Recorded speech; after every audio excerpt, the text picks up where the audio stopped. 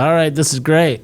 I don't know how many we've had of these, about 14 maybe, 15. And believe it or not, you are on by demand. I've had several people say, why don't you get John Lindert on? And I mean, not just one or, the same person, but several people. So that's kind of exciting for me to get you on. And I know you got a lot going on, the Women's Invitational this week. So it's a big week. You just finished the Men's Invitational. I mean, that's the heat of the summer, right, for you? Yeah, it's a busy month. Invitational month is a busy month. And,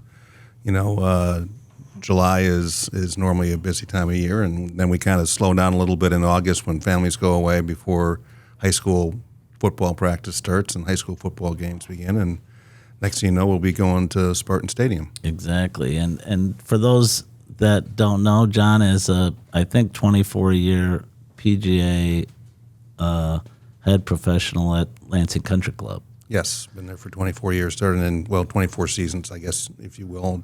Started in 2002. And by way of history, you worked for approximately 1 year under Chris Freeman. Correct. Before he became the quote-unquote general manager, so to Chris speak. became the general manager after my first year, and then I assumed his position as the head golf professional, and then throughout the last 23 years have had a variety of different job titles, from director of outside services to director of all things golf and outdoors to interim general manager to COO to director of golf. So and the state of Michigan has a lot of club pros. I think, is it Class A Club Pro? Is that the way they're designated? Head pro, head professional, Class A members of the PGA of America. We've got 800 members and associates. Associates are in the state of Michigan. In the state of Michigan, yeah. But unlike many head pros in the state of Michigan, not too many have risen the ranks of the PGA of America to become its president. Yeah, I am the third. There's Horton Smith was one. Okay. Horton Smith was president of the PGA of America in 1951 and 52. And then Warren Orlick from Detroit was also the president. He was president in 1971. So probably the only living.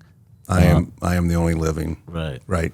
And you just completed your stint as the president, and you're now president emeritus or considered honorary president for 2 years. So the way it works is the only contested election is that of secretary. So when I ran for secretary in 2018 and got elected, it's a 50% plus one popular vote kind of situation. I ran with three other gentlemen and was obviously elected, and then 2 years as secretary, 2 years as vice president, 2 years as president, and then 2 years as honorary, and then you move into the past president position. And what most people don't know, and this is a great year to have this discussion, is it's the PGA of America that runs the Ryder Cup? Correct. We run the spectator championships would be the PGA Championship, the KPMG Women's PGA Championship, the Senior PGA Championship, and the Ryder Cup are our four major spectator events. And of course, I was talking to you, but you were down in Charlotte for the PGA this year. What a great tournament, a great venue, and I've assumed that you were not only spectating but working that event to make sure it went off without hitch. Yeah, we've got a great team that actually the way it works, we send an advance team into the cities 2 years in advance. So we have a whole group of staff from the PGA of America that actually move to Charlotte. They live in Charlotte for 2 years and make sure that they build community relations, make sure they work on potential sponsors, and execute the event. And then once the event is completed, then they'll probably go to another venue that will be 2 years down the road and start that process all over again. Well, hopefully we'll have time to circle back, but really what maybe some people know but not everybody knows is your roots were out of Wisconsin. Yeah, right? I grew up in Milwaukee, Wisconsin, and swam. I swam and I played golf as a kid growing up, and got recruited to go to the University of Arizona to actually swim. You and Eddie Hardin, I guess, right? Yeah, Ed Hardin's from Green Bay. And really, people that are from Wisconsin, it's like it's like a loyalty thing. I mean, they live and die at least Eddie does, on those Green Bay Packers and Wisconsin. I mean, do you have that kind of loyalty or affinity to the state of Wisconsin? I do. When my kids were growing up, I was trying to figure out that perfect gift to give them for Christmas, and I decided I'd get them. It just so happened that in that year they offered a share of Green Bay Packers stock for sale, so I bought each one of them a share of Green Bay Packers stock. So they're official NFL owners. And does that give them season tickets or no? It doesn't give them anything other than that they can say that they're an owner of an NFL football team. And they know it'll never move out of Green Bay as long as the city sort of owns it, right? Yeah, it's an interesting situation. What happens is if there was a vote to sell the Packers, each shareholder actually gets the face value of their stock. They don't get anything that appreciated. All the proceeds would go to Green Bay charities if they were to sell. So those stockholders that bought a share of stock for $25 would get $25. Brooke and JD, my daughter and my son, would get $250, and that would be it. That's an interesting investment. But so, growing up in Wisconsin, they've got some good golf courses now that we know about, obviously Whistling Straits, and I think is it Sand Hill and Aaron Hills, Aaron Hills, Sand Valley, Aaron Hills, Is Stephen Point over there, and so not really known as a golf mecca, but you're playing some competitive golf, but your really true sort of pre-18 sport was swimming. Correct. Yeah, there wasn't a lot when I was a kid growing up as far as amateur events for kids to play in. The AJGA had not been developed yet.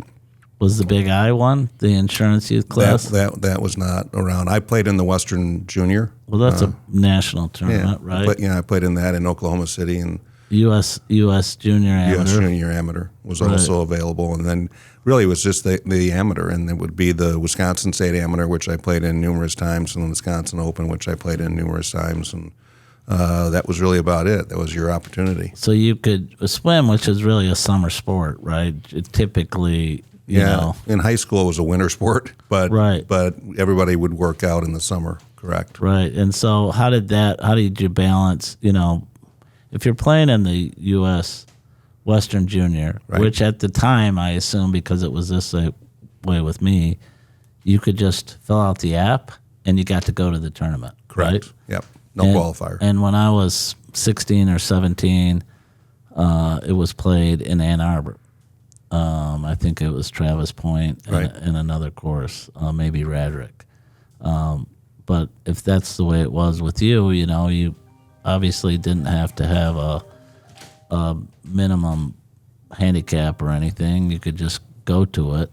Right. How was it that you're able to do the swimming and still maintain your game at a high level? So I was fortunate. My parents joined a golf club when I was really young. They were actually tennis players, and they gave up tennis when they were in their early 50s. And I'm actually the only sibling that actually plays golf. So they would take me to the golf course.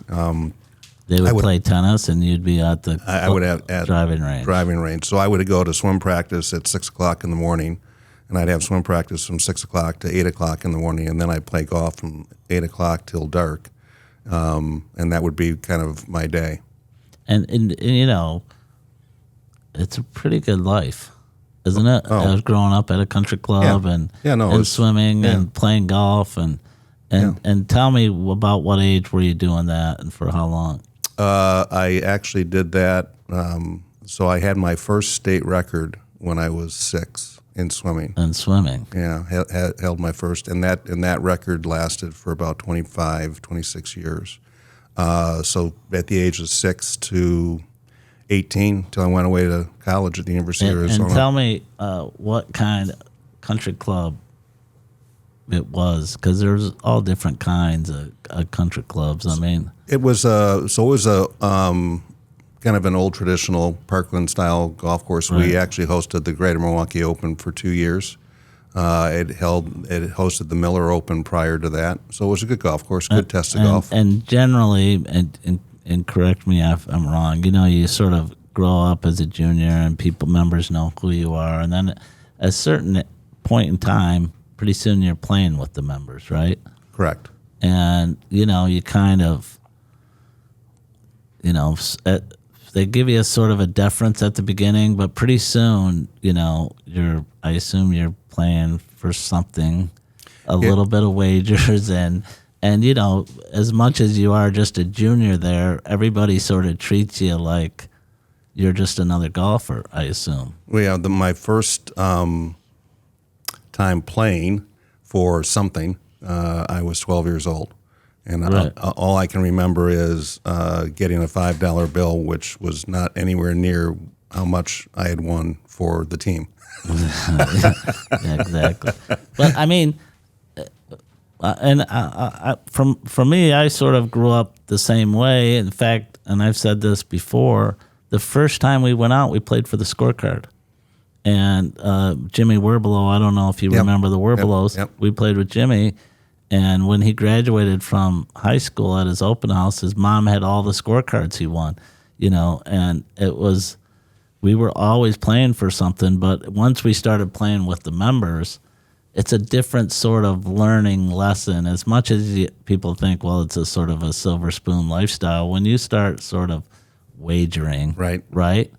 It's, it's not like the Sting, but it is a little bit of a hustle. I remember playing with Jameson, and he told me it was a 6. It was just, I was like, okay, Interesting thing, you mentioned Werbelow. His dad actually played college golf at the University of Arizona. I knew that. He was obviously older than you, but maybe Well, he played 15 years or something. He played, I believe he played in 1959 in college. Yeah.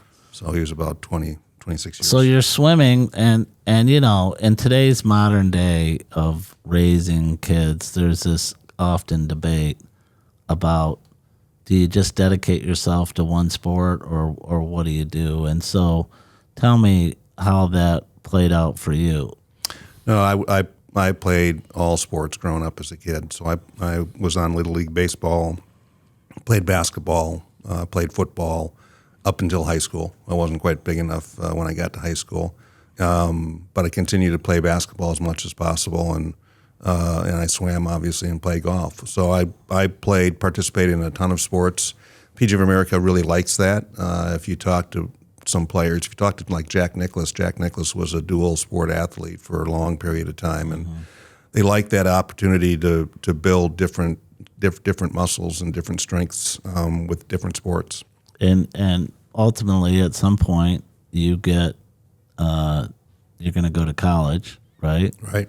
And you choose the University of Arizona, which is not quite the golf mecca that ASU is, but still a high level for coming from Wisconsin. But you don't go there necessarily to play golf, right? No, I went there actually with the idea in mind that I would swim. When I was a senior in high school, my 100 freestyle time would have won the conference championship that Arizona was in that year. So I was fairly competitive as a swimmer. Decided to take a year off and kind of give it a rest. And the assistant swim coach became the golf coach my sophomore year. And I decided I was going to try to walk on the golf team. And I walked on the golf team. And the rest is kind of somewhat history. And made it. And so you played, I assume, Division I. Division I.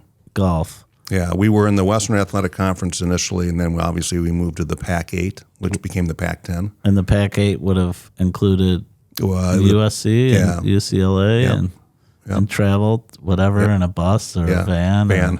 Typically the vans, the big old white vans. Yeah, so when I was at Michigan State, Bruce Fossum was the coach, and we would drive around in his Isuzu Trooper or whatever. Then he got a van. I don't know which one was which, whether the van was older, but yeah, it was pretty rudimentary type of lifestyle for the golf, for non-revenue sports. Yeah, compared to what they have today. I just went back down to the University of Arizona and actually met with my coach, who is still hanging out in Tucson, and the current coach, Jim Anderson. So Rick LaRose was my golf coach, and Jim Anderson.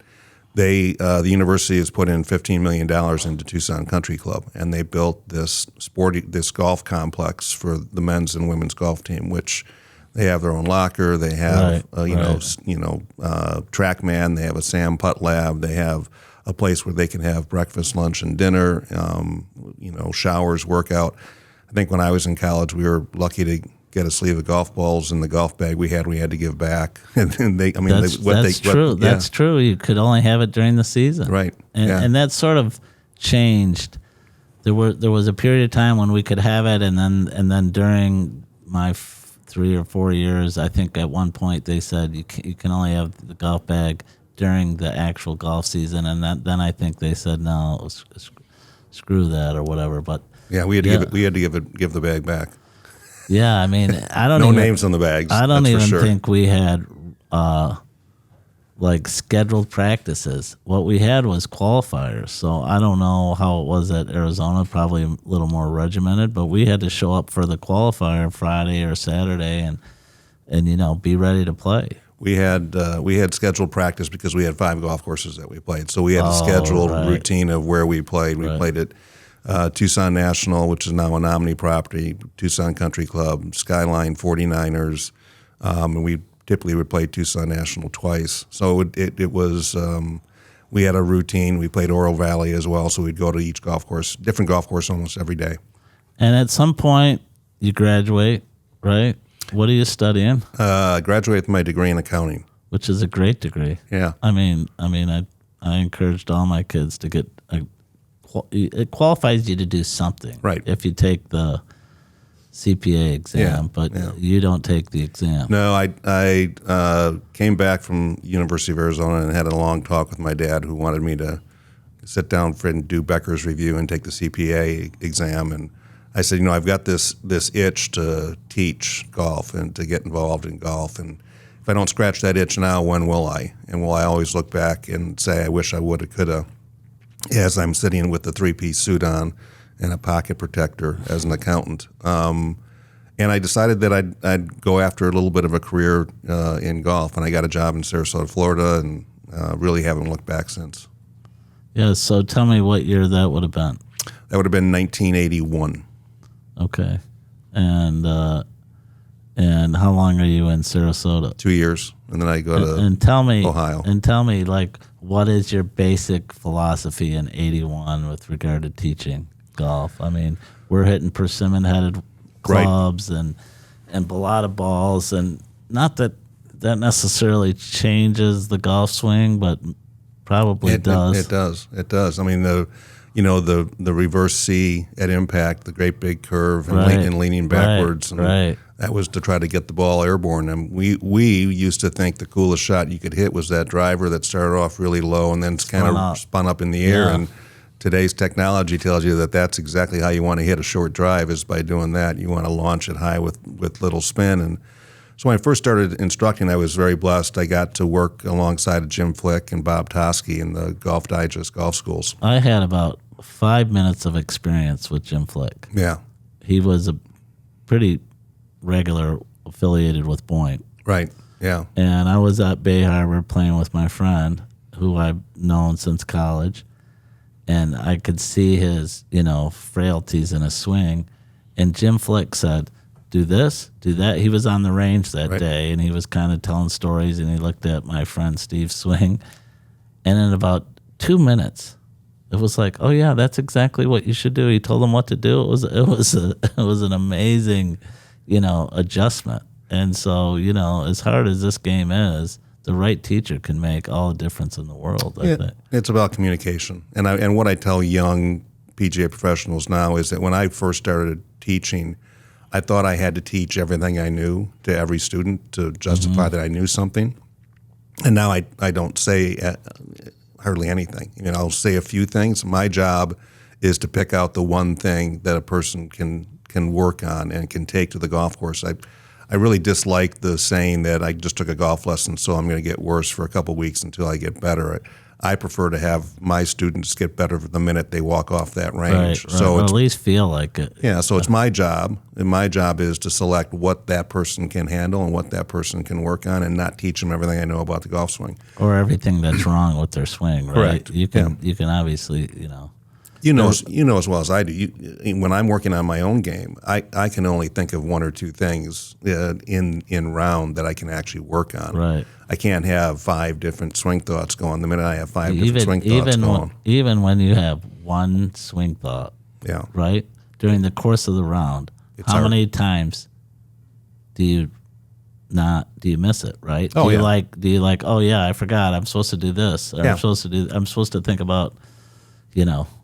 whatever it is. I try to, when I do things like that, I try to do it all pre-shot routine. So I Right. build into Right. and once the swing happens, the swing happens. The swing's only 2 seconds When you're playing long. your best, that's really, it's all in your pre-shot setup, right? Correct. So I love the idea of the reverse C. I mean, was Jerry Pate, sort of the epitome of that, or I actually look back at some old photos, and I look at like Johnny Miller. yeah, Johnny Miller, He was a huge reverse C kind of guy. was he? Yeah. I actually had a chance to play golf with Chairman Ridley in Augusta, and I still save. I when I was a kid growing up, I cut out all the swing sequences from Golf Digest, and I would look at them and study them. And different people would swing it differently, and I was talking to my staff about the difference between the persimmon head and steel shaft versus graphite and now carbon fiber head, and how the swing looked different. And I was going through the swing sequences that I cut out, and I had one of Chairman Ridley's. So when he won the 1974 U.S. Amateur, I believe, and so I brought it to Augusta and gave it to him for him to keep. And Wow. he hadn't seen that in obviously in years. Wow, and obviously his swing has probably changed over the years. Oh, But yeah, absolutely. I mean, he was, once again, I think by the nature of equipment, I mean, think about it. The lofts were weaker on the irons. When we were kids growing up, a pitching wedge was 52 degrees. Now it's 44 degrees. yeah, Drivers, as I said, you try to hit it low and then spin it up in the air. The ball spun a ton more. it felt good when he did that, though, didn't it? It did. Didn't it just like, oh yeah, that was an amazing shot. You know what's really interesting about the golf business is back then you probably go through a sleeve of golf balls every round because they would cut. They would cut really easily. Yeah, You can't cut a golf ball today. The cover's so hard, but back then, you could look at it wrong, and the golf ball would cut. Yeah, I mean, you could hit a good shot. Yeah, You could hit a good shot, especially when the square grooves. right. Oh, I think the square grooves and the balata ball were about this. They were still playing a balata ball with the square grooves, right? yes, yeah, because the square grooves were around pre-80. The first metal head came out in '86. Yeah. And really, up until that point, you weren't playing graphite shaft. If you were playing graphite shaft, it was an old fishing rod shafts from Right. somewhere, right? And there weren't a lot of graphite manufacturers. Right. So Sarasota, you're learning your sort of craft, right? You're still an accountant, Yep. right? Yep. And back then, in the '80s, even as an assistant pro, I mean, are you making 20 grand? No. Yeah, I mean, No. you're not making any. I mean, it's a 12-hour day. Yeah, it's a long day, and Sarasota was year round, and then I went from there to Canton, Ohio, and that was a seasonal job. So I had to figure out what to do in the wintertime. Right. And I did a variety of different things. I went south. I went down to PGA National in West Palm Beach, and I worked down there, which gave me the opportunity.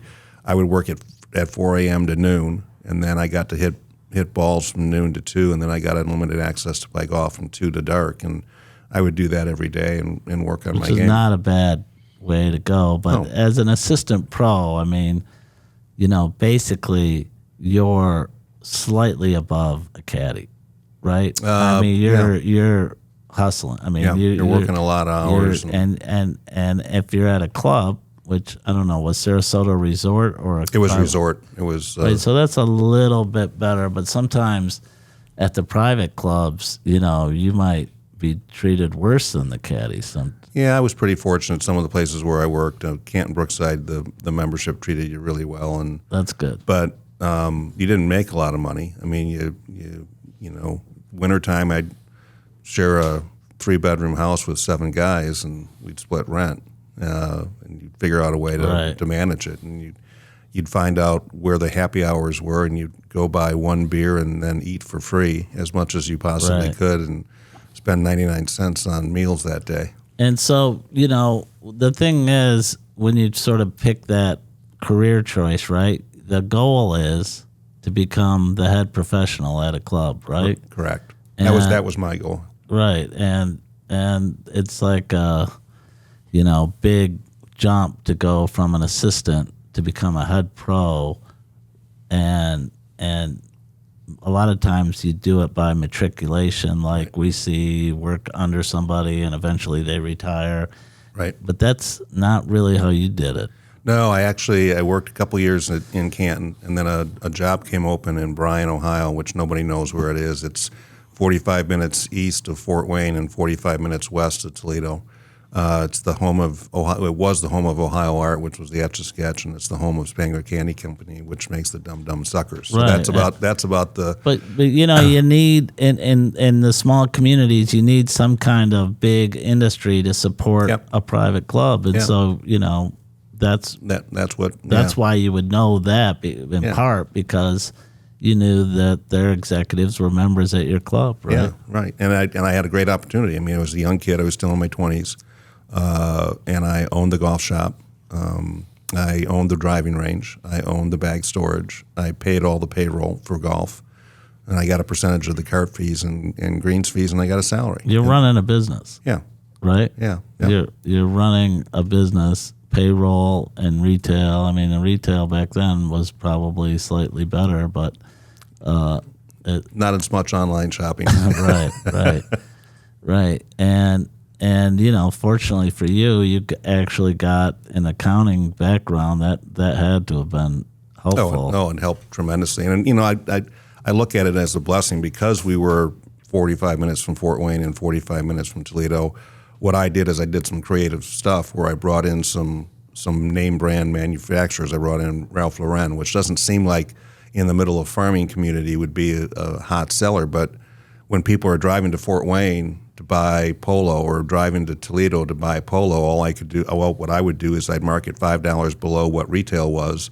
I'd save them the 45-minute drive both directions, and they'd get it a little bit less. And I sold a boatload of polo But in a farming community. let's just say you're making $20,000 as an assistant pro, and maybe less, Right. And now all of a sudden, a pro shop even back then had to Yeah. just to fill the shelves had to be 50, 60 grand maybe, Yeah. and you got to do that, Yes. and you got to make payroll, Yes. and so you probably have to get a line of credit. Yes. Yeah, Yeah, you you have to go to start- the bank and say I need a line of credit, or maybe your vendors will give it to you. I don't know. So it's one of those situations. I mean, fortunately, owning the bag storage and the range was beneficial. I'd send out Yeah. that billing pre the season, get that money up front, which helped support it. But yes, you got to do some kind of math, yeah, right? you got to take out a line of credit. It's funny you go from making less than $20,000 and not being in debt to making exponentially more, but now being neck high in debt. Right, and which is a better lifestyle. I mean, it sounds. Probably there were days when you were missing going to the happy hour, kind of split a beer. You're right. No, I mean it's there's more worries. Yeah, for sure. You knew you were going to survive as an assistant, and then when you start taking out the loans and you have to meet with people and explain what your business plan is and how much are you going to sell, and then by the way, if you happen to buy $60,000 worth of product and you have $80,000 of product at the end of the year, your accountant is probably going to tell you made money, but the money is in the form of shirts and golf balls that are sitting on the shelf. It's not in the form of cash that you can actually take to the grocery store and buy food. Right, and so how long are you there? I was there for 6 years, and then I went to Spring Lake near Muskegon and Grand Haven Right, for 9. I was there for 9 years at Spring Lake before coming here. And before coming to Lansing, Yeah. and over that course of the time, does your philosophy? So tell me when you're at Spring Lake.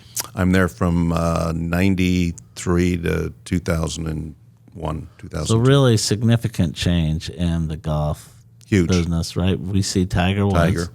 and we really see by '93. There's really nobody's hitting a wood club, right? No. No.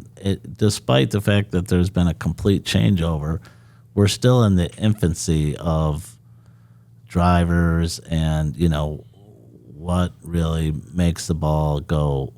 I can distinctly remember when Callaway came out with the Big Bertha, and I was in Ohio at that time at Orchard Hills, and my thought process was, I gave one to one of my members who loved to talk about golf and loved to talk about how far he hits it. And every club has them, right? And so I gave him a driver, and I sold 20 after that. Right. Because he was going to tell everybody how much farther he hit it, and that kind of worked. But that was, early. Big Bertha was a major, the Titleist, whatever 971D or whatever was a big seller. Yeah, the Big Bertha, but Big Bertha was the one that just for me that opened up the doors. That was the start of going away from persimmon and steel, and I actually still have, and the staff at the Country Club of Lansing laugh about it, I actually still have the black whipping to whip golf clubs, to do the twine at the base from. Oh, right. Which the kids today look at it like, what is that for, and why do you use it? It's where the hosel and the shaft met each other in the persimmon. And just, do you remember in '93 what you were playing? Like if you said. I actually went in '93. I do, because I went on TaylorMade staff, so I was playing the TaylorMade. It was probably one of the burner series bubble drivers back then. And I know in '91 I was playing what they called the ICW 5, which is the inner cavity weighting, is what the ICW stood for. And in '93, that reverse C, I don't know, would have been probably Greg Norman was probably number one in the world, right? Yeah, around there. '93, and Tom Lehman and Paul Azinger and those guys. They were like, Azinger wasn't really a reverse C guy. Lehman wasn't. Norman kind of was. Sort of. He kind of had that head kind of fall back, but not really a C with the. But so what is your philosophy on teaching then? Well, it once again, it goes to the equipment and the ball and different flight. It was before club fitting really came out. Right, for sure. But I developed my own club fitting. I actually started club fitting in '84 or '85, and what I would do is I would get 1/4-inch plywood, and I get electrical tape, and I'd put a ball on the plywood, and I'd have my students hit the ball with the electrical tape on the bottom of the club face, and wherever that plywood marked, that electrical tape would tell me whether the club needed to be flatter or more upright. And you could see how it. Yeah. Yeah, you could see how it marked the tape. Yep, and I would do that, and then I had a loft line machine that I'd go ahead and bend golf clubs. So I actually started fitting in about '84, '85. But the philosophy was, once again, you try to match the player to the equipment, and you try to get a desired ball flight. And the way I would always look at it is, especially with the driver, is I'd use the analogy of if you've got a garden hose and you're trying to spray water across the yard, you can go straight up and the water goes straight up and comes straight down. You can go parallel to the ground and it doesn't go very far, but there's that angle that's about 10, 11, 12 degrees where all of a sudden it arches and it goes forward. That's the kind of ball flight that I was looking for, and I use that analogy all the time, trying to explain it to the students. We don't want it to go low. We don't want it to go really high, but we want it to go kind of in between. There's a certain window. Right. And that's how I taught. I taught to try to create ball flight. Right, exactly. And divot patterns. I'd look at divot patterns and, try to get the divot pattern to be, shallow, but also equal. In other words, not toe deep, not heel deep, but kind of shallow and equal. It's when you take the proper divot, you can tell just by looking at it whether somebody hit it solid, right? Every golf swing gives you a little bit of information, right? You can tell by your divot, you can tell by the mark on the club face, you can tell by the ball flight. So Spring Lake is a good club, and you're working there as a head pro, and you decide, I'm going to leave there and come work for Chris Freeman. Yeah, Chris had a position open, and he was going to be instructional heavy, and I wanted to try to once again, that was always been my passion, is to teach. I love teaching. I've said it numerous times, there's no greater payment than someone giving you a smile. Right. And if you can put a smile on somebody's face by teaching, what more can you ask for? Golf is riddled with frustration, right? It is. Even when you're playing good, there's no guarantee that it's gonna treat you fairly. No. I've had great ball striking rounds that have turned out terrible from a score, and I've had terrible ball striking rounds that have turned out great from a score. Yeah, Chris Freeman. So I would have been, I don't know when he came to the club. 88. 88. So I would have been just in law school. I would have been 26, maybe. No, I would have been 23. Yeah, 23. Yeah. Because I would have been in law school. So I don't even know. I was probably playing on my dad's membership. I wasn't, because I hadn't graduated from law school. I was still in school, so I could still play out there. And, so I was, in fairness, I was a problem for Chris, right? I mean, as a junior back in those days, right, the young people for the head pros, they didn't have to treat you very well, and you usually were breaking some kind of rule, whether it was a close or tee times or whatever, And so between Startzel and Chris, I was, we were always just kind of, what are you guys doing now? Like, what are you doing? So I got along with Chris, but it was not always, a comfortable relationship, as you might know. I mean, you deal with junior golfers all the time, you're just trying to manage them so that some member doesn't get mad, like, what are those juniors doing over there, right? I was one, right? I was that kid that used to come out and, as I said, go to swim practice, but then I'd be on the range all day long, and I can, in retrospect, looking back at it, I can only imagine what members were saying about John Lindert taking too many divots out of the driving range. Exactly. Right. Startzel was the precursor. I was in high school when Startzel was there, and we talked about him. You knew him. He was really, he was formal. Like, he was...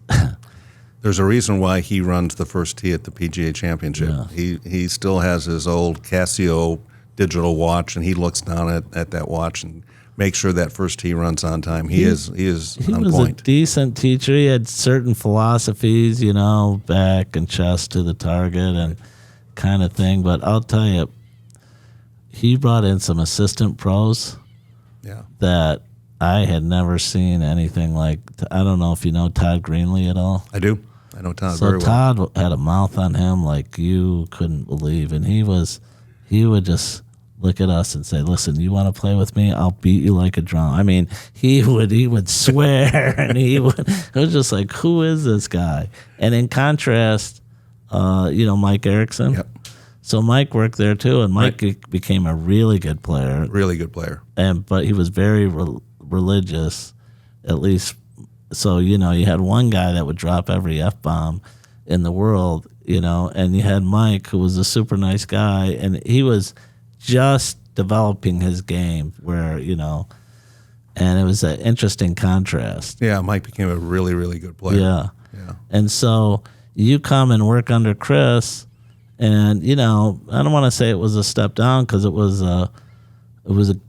I think a great decision for you, but not a traditional decision. Right? No, it wasn't. I mean, it was something where, at that point in my career, I was trying to figure out, did I want to continue in this road? Did I want to continue down this path? Did I want to try something different? And got here and did that for a year for Chris, and then Chuck Scupham, who was the general manager, took over at Skokie Country Club, and Chris took over as a general manager, and I just kind of slipped in right behind Chris and took over his position.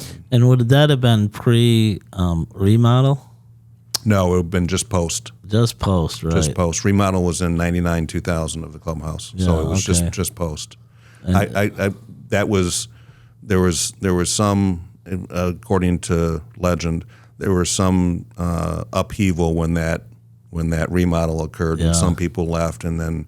But you've seen a lot of them come back, right? To the club for sure. So you're head pro and you decide, you've had a great career for 24 years, but probably had options to go other places.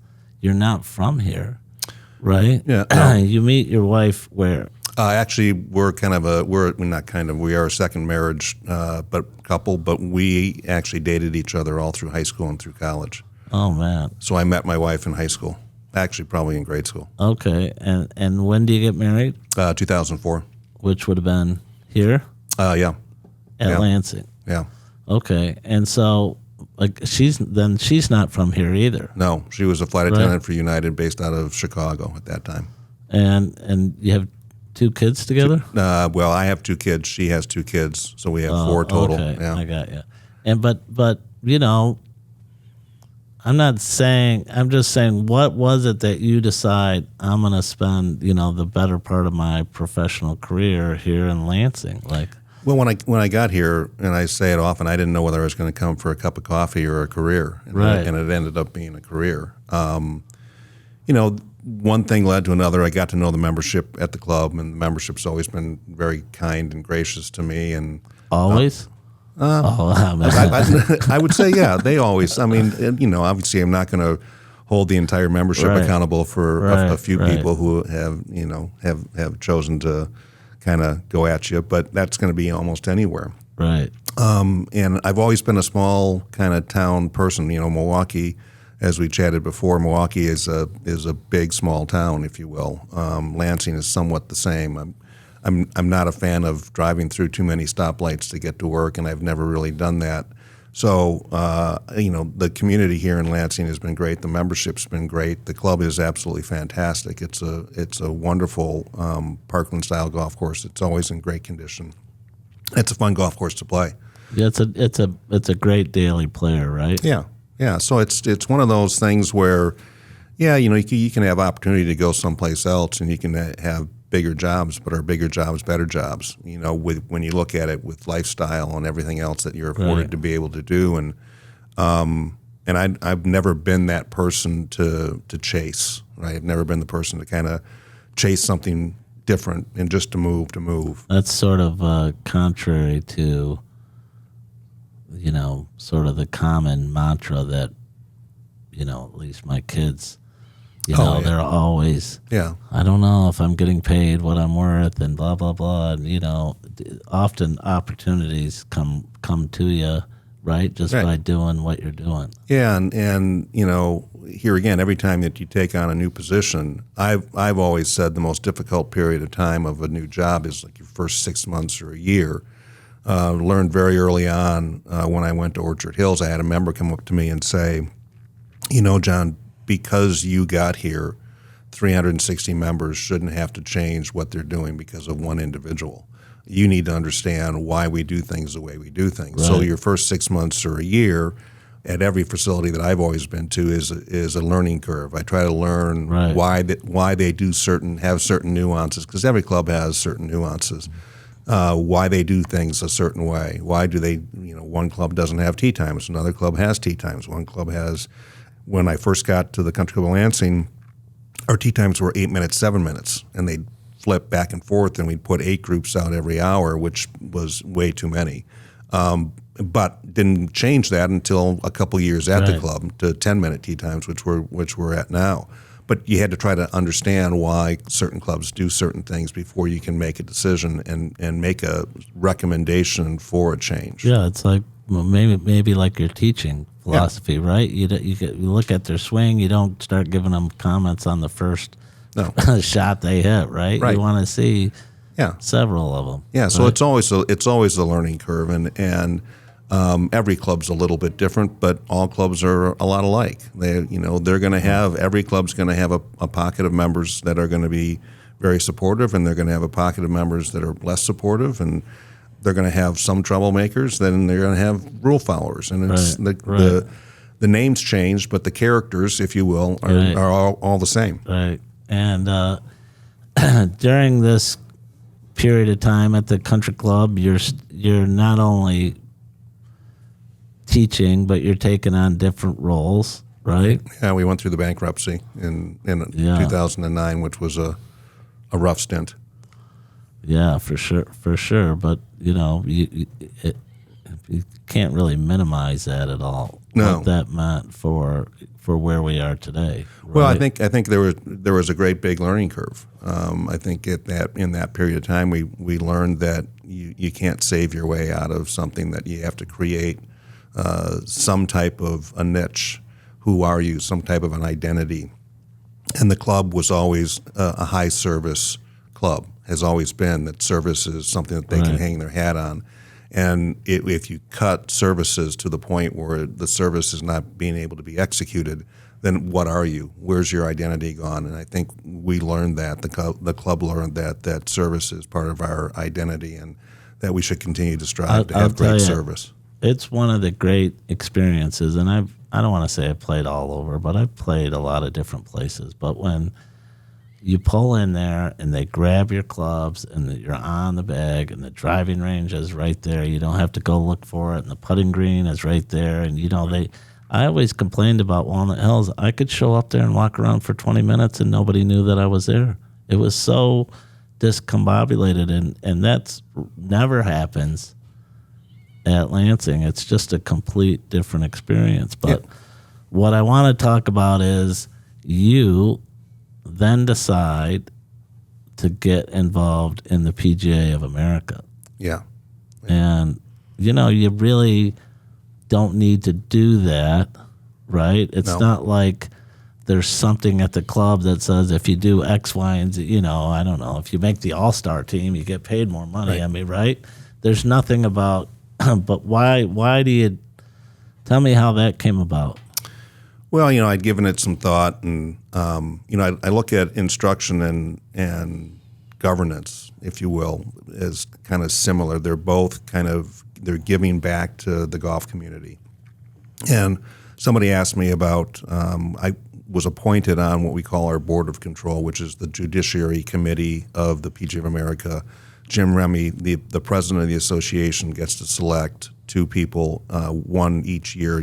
It's a 4-year term. So I sat on the PGA of America's Board of Control in 2009 to 2013, and it gave me a great understanding of the association on a national level. I knew Michigan because I had already been an officer in Michigan, or was currently an officer in Michigan, and it just wanted me to kind of continue to get involved.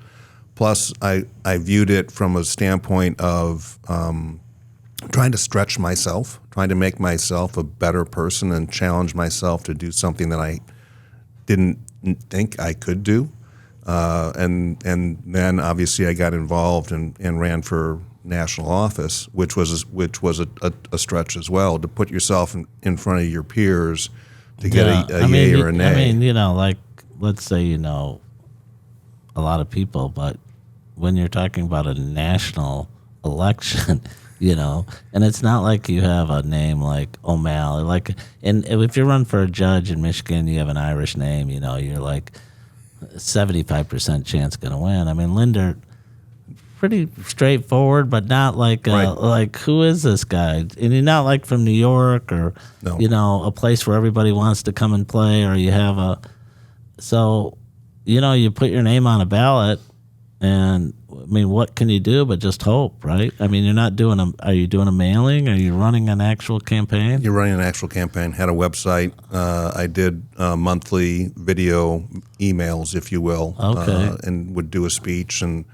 I'd do phone calls. I'd handwrite letters. I would write, I'd send everybody a birthday card. I kept chart of all the delegates' birthdays. Were you slated? Did you run with other people? So what I mean was that supported you, like president and vice president, or I mean, I assume you were running against other people, right. But were you part of a slate? No. So it was just you on your own. You're running on your own. You're standing up. You're going through. We did a debate. We did. Oh, really? Yeah. There were several things that. And everybody knows that if you win, it's 4 years or 6 years, and you're the head honcho. Right? Yeah. They all know that they're electing the future president of the association. Okay. That's the way it's always. And so that had to have been quite an honor. Oh yeah. It was. Yeah, it really was. I didn't know what I was getting into Right. when I ran. Think about it, in 2018 was the election, and the world hadn't seen COVID, and we hadn't seen a lot of the stuff that was going to go on. Right. Live golf and Live golf and all that stuff kind of erupted during my time. And so you complete your presidency from 2023, 2024? 2023, 2024. And then as president, you not only obviously chaired the board from the PGA of America, but you also sit on the PGA Tour Policy Board. So can you tell me about some of those experiences? Can you share, like?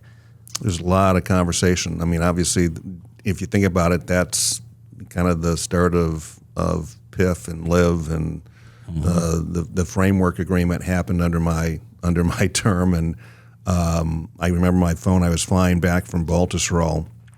I was going to do a media day, and my phone blew up on June 6th in 2023, and that's when that framework agreement was announced that Jay Monahan had announced. And people thought that I was part of the decision, which I wasn't. It wasn't a policy board decision. It was another entity that made that decision. And so it ensued a lot of conversation, and how to get to the finish line. We had a lot of phone calls on the policy board, and with some pretty powerful people. There are 6 player representatives. There's 5 independent representatives, and then there's the president of the PGA of America. And you're trying to navigate all that and try and figure it out, and it's not like you've got 50 years of experience. You've got, whatever, 4 years or 6. Yeah. No, there was a lot going on.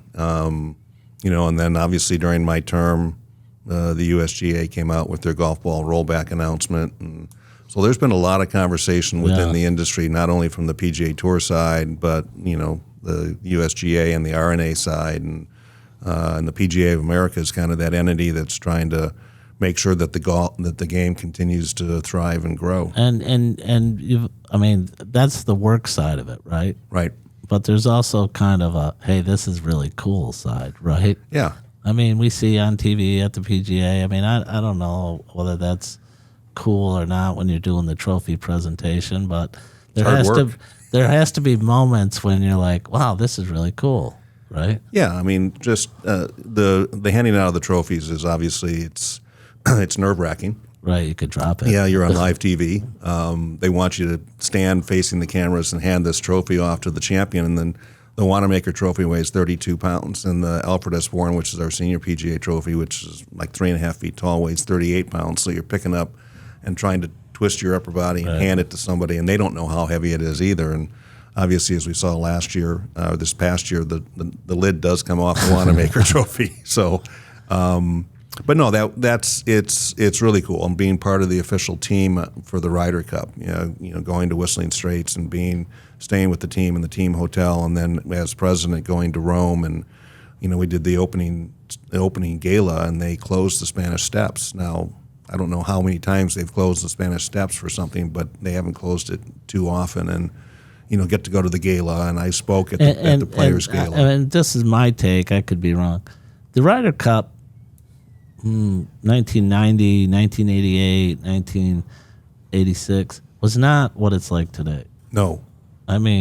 No. When I think Langert missed that putt and they played at Kiowa, that sort of it's put everything on a different trajectory. And today it's way bigger than what it was, I think, even 20 years ago. Yeah, I think it started, put it in perspective, when we first had kind of talked about broadcasting. Networks didn't want to broadcast the Ryder Cup because it wasn't a big deal. Right. And then you're right, quote unquote, War by the Shore kind of ignited things and started to amp up a little bit. And then in Hazeltine in 2016 was really the first massive build out of the first we lost first that tee. One? No, we won that one. We won that one. That was the first massive build out. When we went to Paris in 2018, the first tee, 18th green complex, held 7,000 fans. So it was massive. Right. It was absolutely massive. And from that point on, you've seen an uptick. Everybody has tried to build a bigger, better mousetrap, if you will. That first tee complex. It's a tough event. Yeah. I think, to go watch. I went at Oakland Hills whenever that was, 2000. That was 2004. Yeah, and I think I went almost every day. And by the last day, it was so crowded, you couldn't see anything because there just aren't enough groups, really. Right. And we've done a much better job with that, as has Ryder Cup Europe. They've done a much better job. They've got viewing venues. You've got jumbotrons that are everywhere, and they have these great big. In Rome, they had this great big kind of seating area where they had several jumbotrons going, but you could sit in a beanbag chair and have a beer and have a pizza and watch the Ryder Cup. And that takes you away from your day job. Correct. Right. Yeah, you're on the road. It's been a pretty big commitment, but you've been able to really be an asset to the members. Yeah, in there's a lot of ways. Yeah, obviously, some doors open up. People ask me all the time, "Can I get them on Augusta National?" No. But you played Augusta. I played Augusta twice. Yeah. Right. Yeah. But you've been able to get people on. Yeah. Golf. I mean, all pros do that, right? Right. Yeah. But you're part golf professional, part travel agent. Right. And that's it's almost like having an American Express. You call the pro, "Hey, I'm going here. Can you do anything for me?" Right. Yeah. But being the head of the PGA of America, I assume gives you. It feels like it's giving you a little more clout. I don't know whether you feel like there's been more of a demand on you. I think there's more, your name's more, as you said, Lindert was not a very recognizable name in 2017, but now it is. I was the 43rd president of the PGA of America, which is, something for me, I kind of struggle to wrap my head around. There's only been 42 other presidents of the association prior to me, and the association started in 1916. So I'm on a short list of individuals. Nobody can take that away from you, no matter what. Yeah, so... and you got something else coming up. The Ryder Cup? Well, the Ryder Cup, but in October, you're part of the Michigan Hall of Fame, right? Oh, that's right. That's right. I'm getting inducted into the Michigan Golf Hall of Fame. Have you ever been to one of those ceremonies? I have. I was there last year. A friend of mine got inducted. And so it's interesting, but it's quite an honor, Maybe it just comes from being head of the PGA, but still, I mean, it's an interesting thing. When I got the phone call, I decided to kind of look up some of the inductees, and it's quite a list. There's some really powerful people in the game of golf that are inducted into that hall, and it's going to be a special evening, I guess. The last time I went to one was several years ago. So I don't know what they've done differently. I've heard there are different nuances to it, but I'm excited. I mean, it's still a great honor to be part of, be recognized as, 24 years. But, we often talk on this about your third act, right? You're 68 years old. You're living here. You've maybe hit a high of your career, but you're in good health. Yeah. Right? Yep. You you still have your hair. I do. You still have your wife. I do. You have a lot you can give back. Do you have any plans for the future? Not that I really haven't given it much thought. Obviously, it's this whole new world of now being home as opposed to being on the road as president. For the 2 years I was president, my home was DTW. It seemed like the McNamara Terminal in Detroit seemed to be, and the Delta Sky Club seemed to be where I lived most of the time. And now it's kind of getting back to enjoying being home and enjoying family. And I've got 2 grandkids. One's 6 and one's 4 that we'll probably get to see a little bit more. My son keeps on egging me. He's a good golfer, and he wants me to come see him in Seattle and play some golf with him at his golf course that he's a member of. And he and I played in an event in March. I think I knew about that. That was fun. We're probably going to do that again next year too. You still have some commitments with the PGA of America, some exciting things, right? I do. So obviously part of the official Ryder Cup team at Bethpage. As president, you captain the Women's Cup team, which is basically, it's like a collegiate tournament with 5 or 6 other countries. As the honorary president, you captain the Men's PGA Cup, which is our akin to the Ryder Cup, but it's club professionals from the United States versus club professionals from Great Britain and Ireland. So in 2026, we'll head to Ireland, and I'll be the captain of the men's PGA Cup team. And then fast forward to the next Ryder Cup domestically will be at Hazeltine.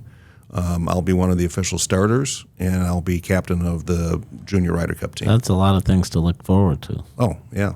It's going to be exciting. What do you think about the current status of golf in America? I think the amateur game has never been better, to be quite honest. The drive, chip, and putt program that the USGA, the PGA, and the Augusta National put on is fantastic. It introduces the game to so many different kids today.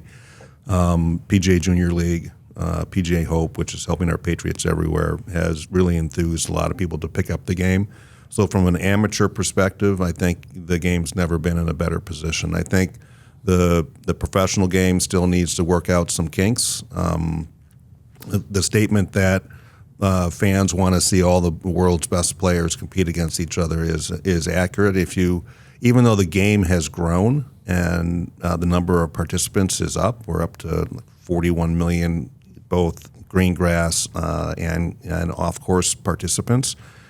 Viewership of golf has gone down, at least from the PGA Tour's perspective. Mm-hmm. So that's a message. There's an underlying tone to why is that? Why has the game never been more popular, but viewership has decreased? And the only thing that makes any kind of sense is that the spectators want to see the world's best compete against each other. And at this point in time, right, between LIV and the PGA Tour, they don't get to see that as often as they'd like. Yeah, I mean, I think I actually like Bryson. I actually like the way he's better probably when he wins than when he loses, but I like him. I like Brooks Koepka. I like seeing him play. But believe it or not, we're over our time. We're over an hour. But I got a couple more questions for you before.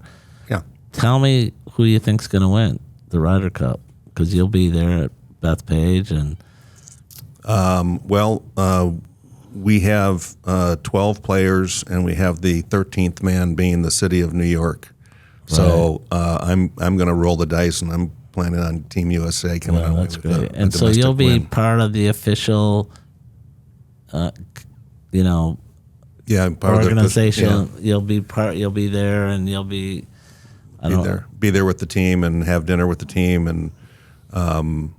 Have a few roles while you're there. You have a few different meetings that you go to, and have you paid Bethpage? I haven't, but I plan on playing it the Monday after we win.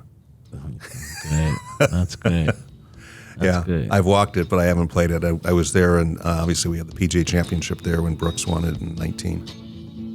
That's awesome. Yeah. Well, that's great. Thanks for coming on the show. Oh, thanks for having me. Anytime. You did great. Thanks. Appreciate it.